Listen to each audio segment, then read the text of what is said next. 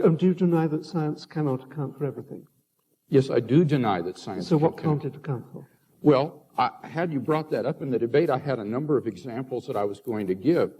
I think there are a good number of things that cannot be scientifically proven, but that we're all rational to accept. Let me list 5.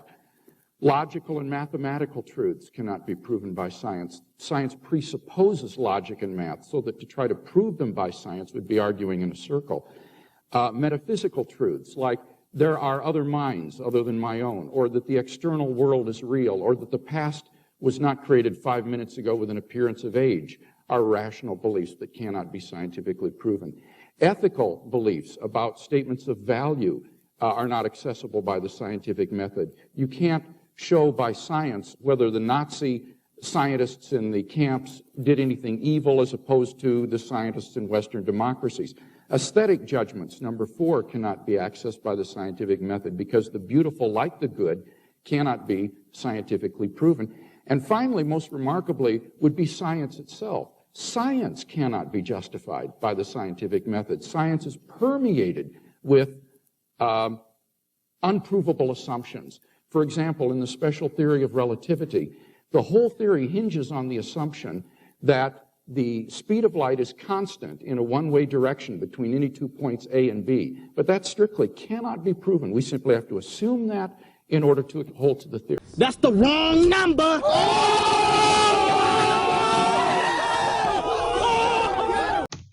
So, what you just witnessed there is Dr. William Lane Craig destroying scientism.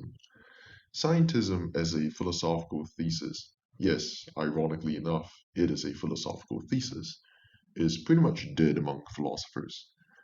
Pretty much no one holds to it anymore because of the self-defeating nature of it, of which I would like to bring more attention to it and expand on it as well. There's this really wonderful article by a philosopher named atheist, which I will link in the description as well. But to speak briefly on it, here's what I would further add. Basically, scientism is an epistemological thesis that all knowledge is scientific knowledge. Epistemology here refers to the philosophical study of the nature, origin, and limits of human knowledge. Of course, one could technically weaken this thesis, but it trivializes it to the point of non-being, especially with relation to, the typical popular usage of it by atheists in their sort of like a priori dismissal of theism. So it is in a way best seen in light of the fall of a somewhat similar thesis called logical positivism in the 20th century, where it was once a big thesis that threatened pretty much the whole of metaphysics, right? All of metaphysics is considered to be suspect, but logical positivism is now considered universally dead and held by virtually no one. Because the primary motivation was the verificationism, what philosophers call verificationism, implicit in positivism, which referred to the idea that something is only meaningful if and only if it is verifiable scientifically. That's what verificationism means. However, the fall began when, philosophers pretty much realized that the whole epistemological system itself could not meet the verification principle, right? So indeed, even the presuppositions of science, metaphysical, epistemological, and axiological, could not be verified scientifically. The scientific method could not be verified scientifically, right? Hence the collapse of the position because it is self-defeating. So scientism faces a similar problem, or rather the exact same issue, really. It is either self-defeating or trivially true. If scientism is true, then science would be false, given the presuppositions of science, like the scientific method. They simply wouldn't meet the criterion of scientism. Hence, science and all of its sort of postulation, theoretical entities, and everything would be rationally unjustified under scientism, right? Which is why it is a self-defeating thesis. It is absurd.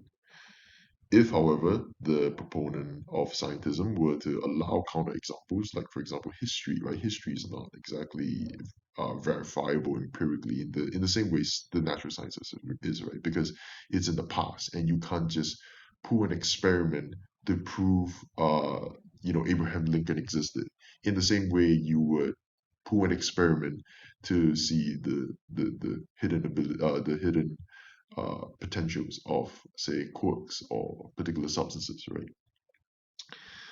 They're very different. So history would be a counterexample here, or philosophy, for example, would be a counterexample.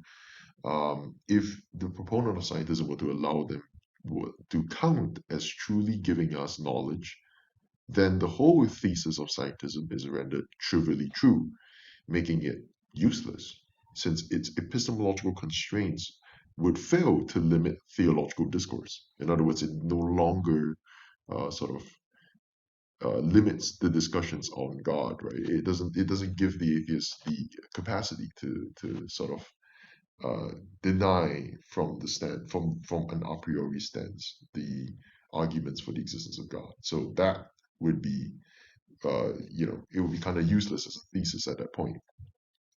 Amongst academic philosophers, positivism and scientism are both dead positions. They just virtually no one holds to them anymore. All right. Meaning, of course, this cannot possibly epistemologically constrain the success of arguments for the existence of God. And so, with that, it's a useless thesis. If you like and agree and want to see more of this content, please click follow and subscribe for more.